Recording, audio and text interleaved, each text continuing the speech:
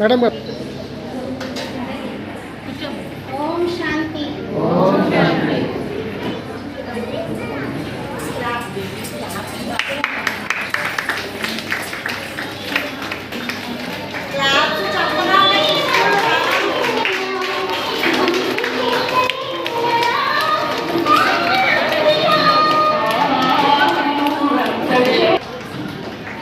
Media బాధ్యత ఎక్కడన్నా రావాలి. జ్యోతి ప్రజ్వలనలో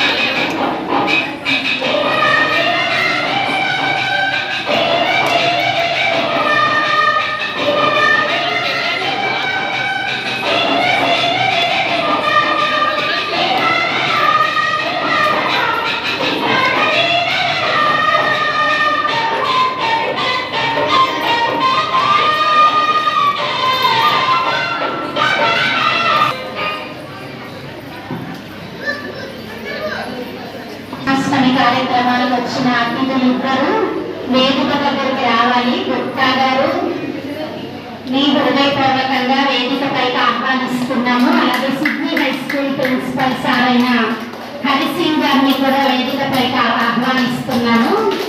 2 నిమిషాలు సార్ మీ యొక్క శుభాకాంక్షలు. అలాగే క్లాత్ మర్చెంట్ అసోసియేషన్ ప్రెసిడెంట్ అయిన బాబురావు గారిని కూడా హృదయపూర్వకంగా వేదికపైకి ఆహ్వానిస్తున్నాము. ఇప్పుడు వారికి శ్రీనివాస్ అన్నయ్య వచ్చి వాళ్ళందరికీ బొకేలతో స్వాగతం.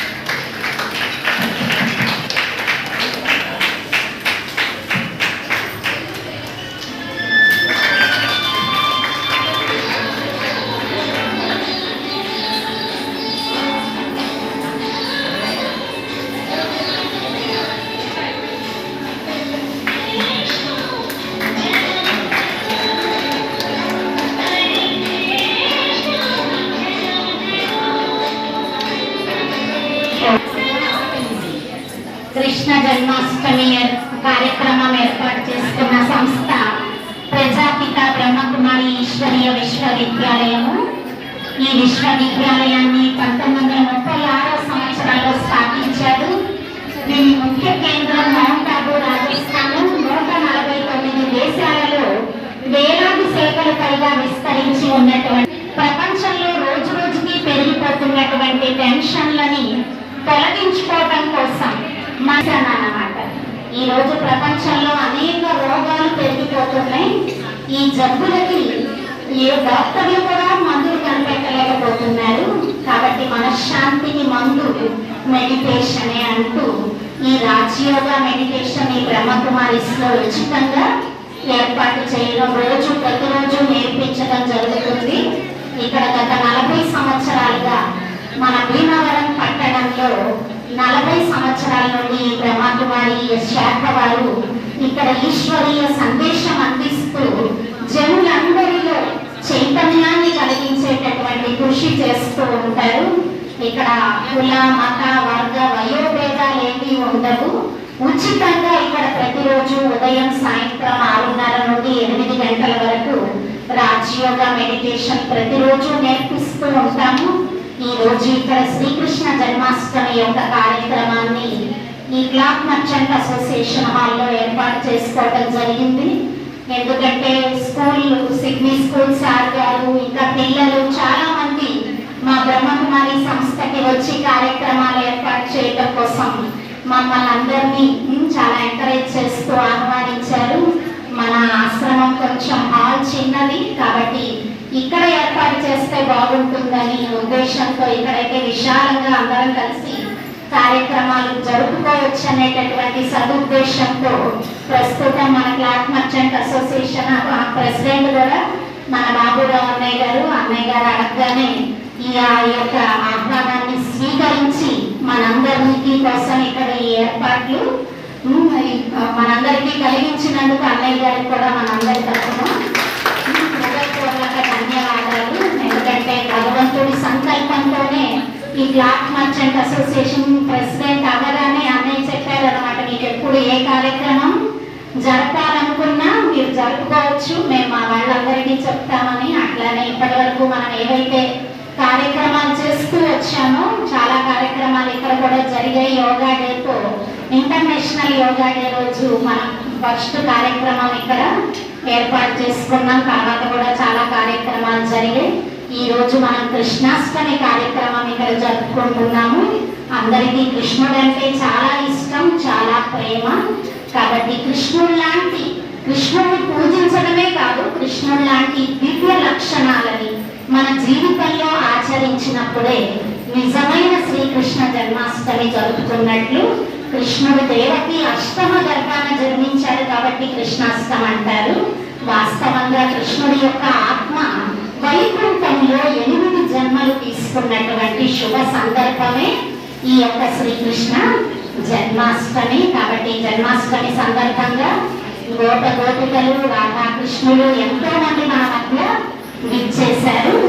ఈ రోజు మన కార్యక్రమానికి గౌరవ అతిథిగా విచ్చేసినటువంటి గుప్తా గారు ఈ రోజు మనందరికీ తెలియచేయవలసిందిగా కోరుతున్నాను.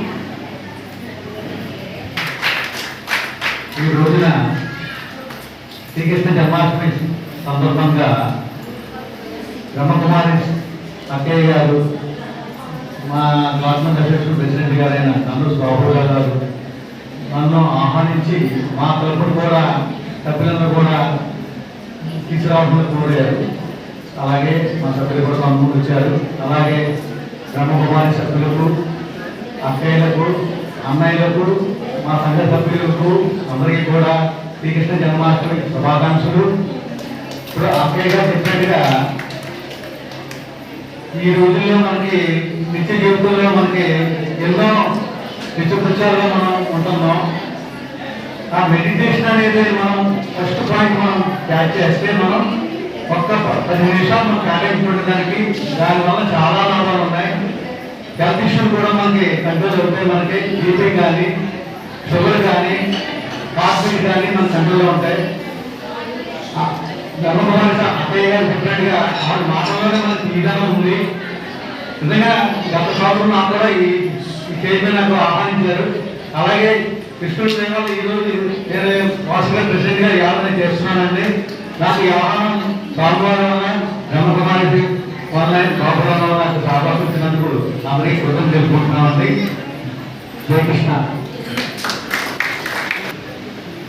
ఈరోజు ఈ కృష్ణాష్టమి కృష్ణుడి యొక్క జన్మదిన వేడుకలకి వీక్షిస్తున్న అందరికీ కూడా నా హృదయపూర్వక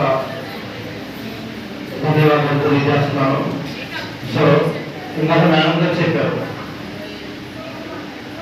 అన్నిటికన్నా చాలా వాల్యుబుల్ హెల్త్ అనేది. ఒక చిన్న స్టోరీ చెప్తారు. ఒక రాజుగారు ఒక అడవిలో వెళ్తుంటే అక్కడ ఒక నిలువు చాలా చాలా పేదవాడు చెట్టు కింద ప్రశాంతంగా పడుకుని ఉన్నాడు అంటారు. ఆ రాజుగారు కనబడితే అనుకోకుండా ఆయన్ని ఇద్దరికి ఇంట్రాక్షన్ అయితే ఆ పేదవాడు రాజుగారు నలుగుతున్నాడట. మీ అంత అదృష్టవంతులు ఎవరు లేరు, కావాల్సినప్పుడు వేటపడతారు, ఉత్తరపడినప్పుడు రాజ్యంలో ఉంటారు, మీ యొక్క ఆనందమైన జీవితం ఎవరికి లేదు, నాకు ఈ అదృష్టం లేదు అని చెప్పాడట. అప్పుడు రాజుగారు అన్నారంట, దాన్నే ఉందమ్మా, నీకు అదృష్టాన్ని కల్పిస్తాను, నీకు 1,00,000 వరహాలు ఇస్తాను, నీ కృషి తగ్గించేయమన్నారంట. అదే ఎలా కూర్చుంటే అమలు కష్టం అది అన్నాడంట.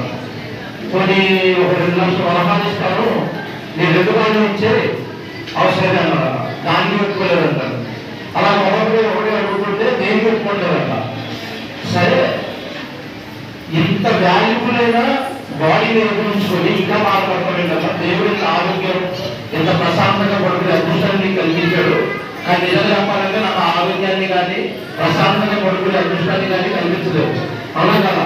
అది తెలుగులో మనకి ఏదో సాగుతుంది కదండి, ఎంత ఎక్కువ మంచం పడుకోగలం కానీ నిద్రను పడుకోలేమంట. అవునా కదండి?